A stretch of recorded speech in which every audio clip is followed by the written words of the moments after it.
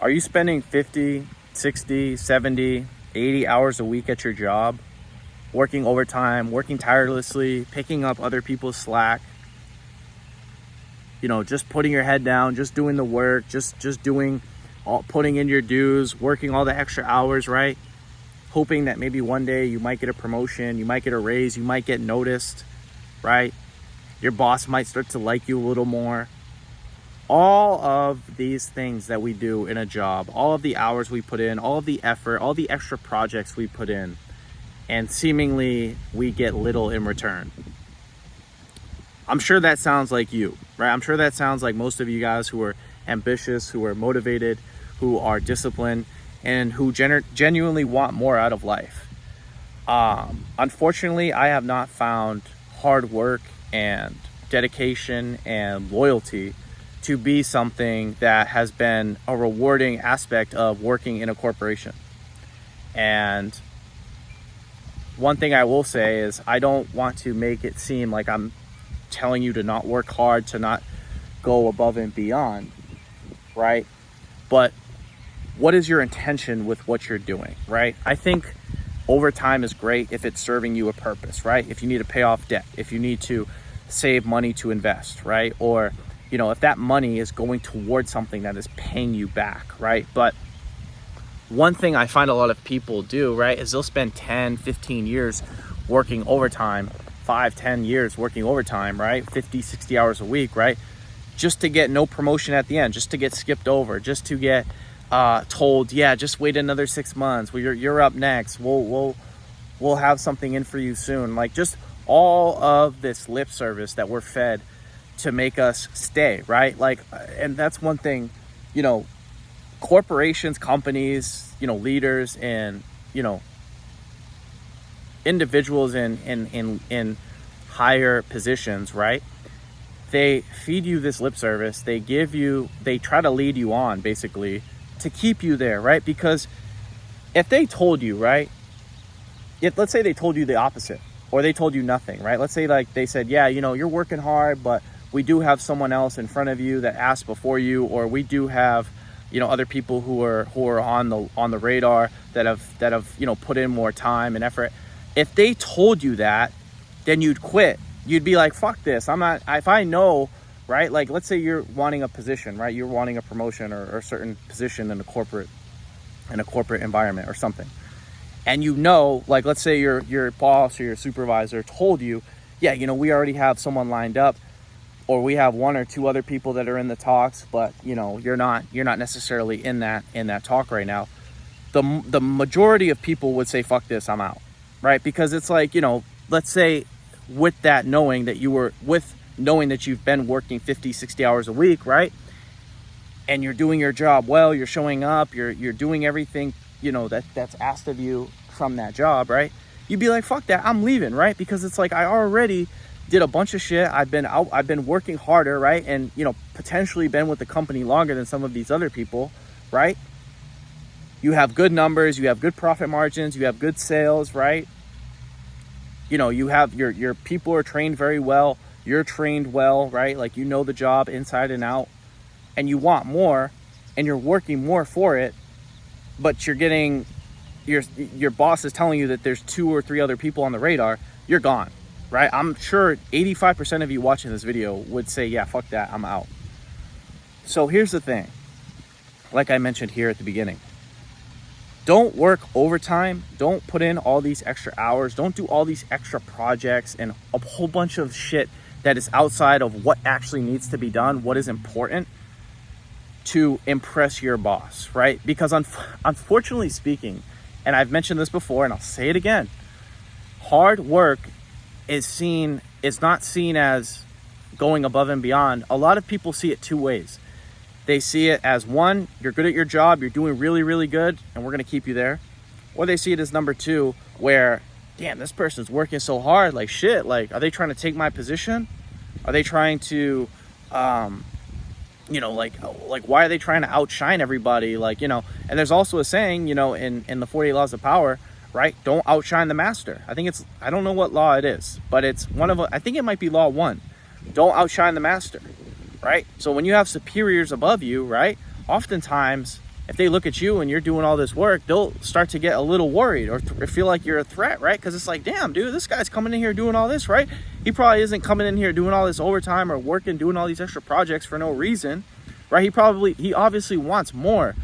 So instead of people looking at that and saying, yeah, you know, let's give this guy more training, let's give this guy more recognition, right? They see it as a threat, and they either here's what they do.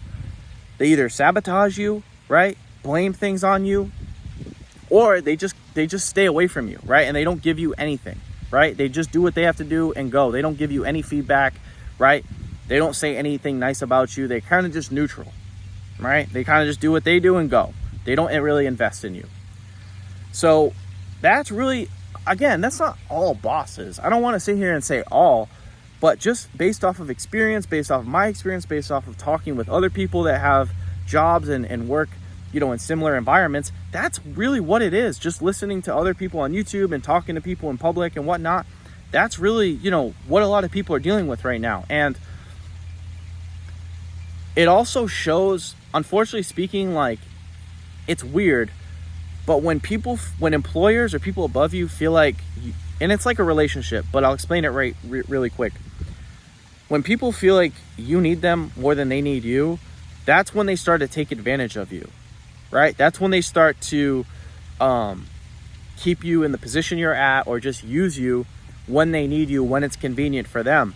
But as far as like actually, again, giving you more, as far as recognition, as far as more pay or whatever, more training, they're not doing that. So again, I don't want to sit here and like and bash hard work. I'm a big believer in hard work, right? That's how, you know, for the most part, you get good results in life.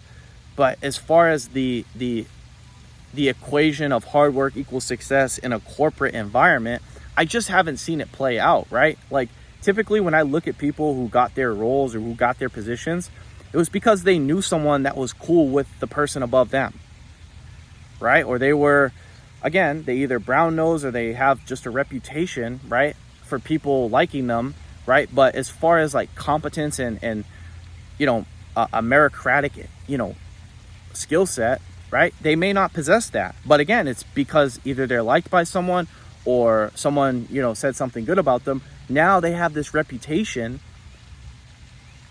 that gives them more leverage over someone like you or someone like me who's working their asses off, right? So again, I don't want to sit here and try to sound like a crybaby and try to play the victim, right? But I'm just explaining what actually plays out oftentimes in corporate environments. So, you know, what do, right? Because I can sit here and talk about this all day, and, you know, you guys can be like, yeah, fuck the corporate America, fuck employers, you know, they suck. They're just greedy bastards. They just care about themselves. They don't want to see other people win. We can talk, we can do that all day. We can bullshit all day, right? But with no practical solution, it's a waste of my breath talking here. So what do? Here's my philosophy and how I've done things and how I'll continue to do things. I don't work overtime anymore. I don't. I work zero overtime. Obviously, because my company has limited it and hasn't, you know, is not giving it out, like, because they just don't want to pay, right? That's another thing. But why should I, again, with all the things I've talked about, why should I put the 2 to 4 extra hours a day in a company that it isn't going to reward those 2 to 4 hours outside of the overtime that is given? And why shouldn't I invest those 2 to 4 hours into myself, into scaling my own company, into learning about other ways to make money on the side, right? Why should I do that? And it's a disservice to yourself to give so much to someone else who gives so little to you. It's just like a relationship. It's just like a relationship, right? You give all this energy, time, money, attention, right, into a relationship, but the other person doesn't give it back, right? Or they use it, they get it so much, they get so much money or energy or attention from you that they just see it as something like it's just there. Like, I get it all the time. They get used to it, they get comfortable with it, and they take it for granted, right? So, what do you think it's any different in a employer-employee relationship? It's not, right? They just see your extra effort as usual, like it's, oh yeah, he's just working hard like he usually does, right? And they don't really think too much about it. So instead of, if you have to invest money, if you want to invest money, if you're working hard and that money's going to something that's growing, great. If that money's going into education to invest your career into your career or another career that you're working towards, great. Or if it's going into a business or a mentorship from someone else, great. But if that money is not going anywhere and you just are working overtime just to impress your employer, then you are in for a rude awakening. So instead of spending those 2 to 4 hours a day or 10 hours, 15 hours a week on overtime, spend that time learning about other ways to make money, right?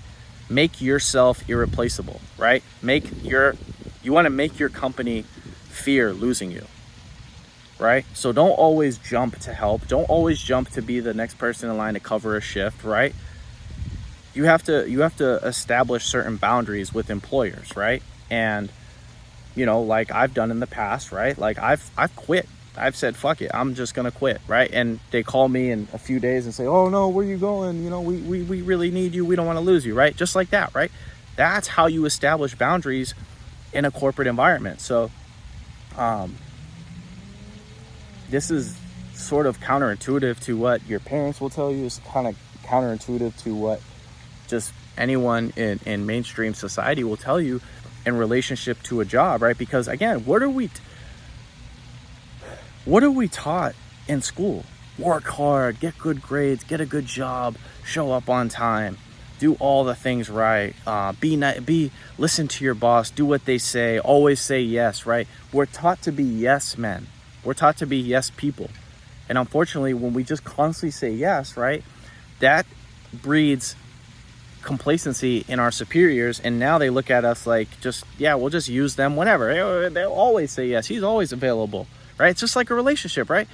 You're talking to a girl and you're blowing her phone up. Yeah, he's always available. He's got all the time in the world, but she's secretly wanting the guy who texts her once a week, right? Who's not always available. So you got to treat your employer just like, as a guy, you would treat, women, right? Like you don't want to simp for women. You don't want to simp for your fucking employer either, right? You want to maintain your distance. You want to establish boundaries, and you want to just do what you need to do. That's not to say you do the bare minimum, but you just do what you need to do when you go home. And then when you go home, you don't think about your job as much. You focus on whatever else you're building on the side, scaling your business, scaling your trades, scaling, or again, pursuing something else that's a better career option for you. It's got to be something, right? Or a combination of things, right? But it can't just be, hey man, I'm going to work and I'm placing all my eggs in this one basket, working all this overtime, working all these extra hours to impress my employer. That has failed people countless times, and it will continue to fuck a lot of good people over. So I don't want you guys to find yourself in that situation. I found myself in that situation a couple years ago. I worked, I'll close out with this, but anyways, I think it's probably like 16 months ago, right? June of 2024, right? Or May, sometime around there, right? I think I worked like 35 days straight. And around that time, like there was a position open for a management role, right? And I had worked 35 days straight, and I had, what's funny? I had 2 store managers, right, vouch for me to the OS at the time, the district supervisor at the time. Hey, Matt would be a great, store manager. I think you guys should really consider him. I had two store managers from 2 different locations tell my director, my supervisor that, right? And again, this is after working 35 days straight, and someone else got the position because they were there longer, because they were there 2 or 3 years longer than me, right? So again, that brings me down another equation of like, or down another conversation of like, employers don't necessarily value effort and skill, right? Again, what is it? It's reputation, it's brown nosing, and it's really just about who you know. That's it. If the person likes you, it's like, hey, if I don't like this guy, I don't care how hard he works, I'm not promoting him. Or hey, if I like this guy but he's so-so, or I like this girl and she's so-so, yeah, we'll give him a shot because he's nice. He's cool, right? He's always pleasant around me and whatever, right? Or just, you know, always trying to act friendly, right? So again, I don't want you guys to fall in this situation. I don't want you guys to be in this situation and not know how to get out of it or how to operate outside of it. And I want you guys to start investing into yourself and get into careers or professions or businesses that you like, that you have interest towards, and that actually rewards you for what you do, for the effort that you put forward and the skill that you develop, right? That is one of the greatest experiences in life, is like getting huge rewards for what you're good at and what you're working at and learning. There's nothing like that, right? That is realistic, like, you know, not the only point and purpose in life, but that's one of the biggest points and purposes in life, is to like become really, really good at something and get rewarded abundantly for it, right?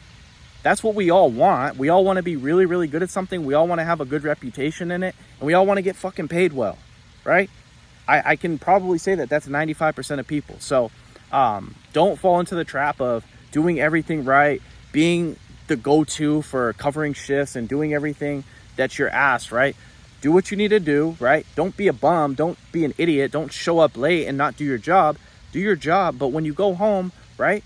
Or when you're asked to do those extra shifts, say no. Hey, I got other stuff going on. Hey, sorry, I can't do that today. I already made plans. You have to draw boundaries, right? And then people will start respecting you more, because you're not always the first one to jump in and you have other things going on. So anyways, guys, that's it. That's all. I hope you guys enjoyed this video. If you guys enjoyed this video, make sure to give it a thumbs up. If you're new to my channel, make sure to subscribe. If you guys have any questions, comments, feel free to leave them down below. And as always, I will talk to you guys soon. Peace.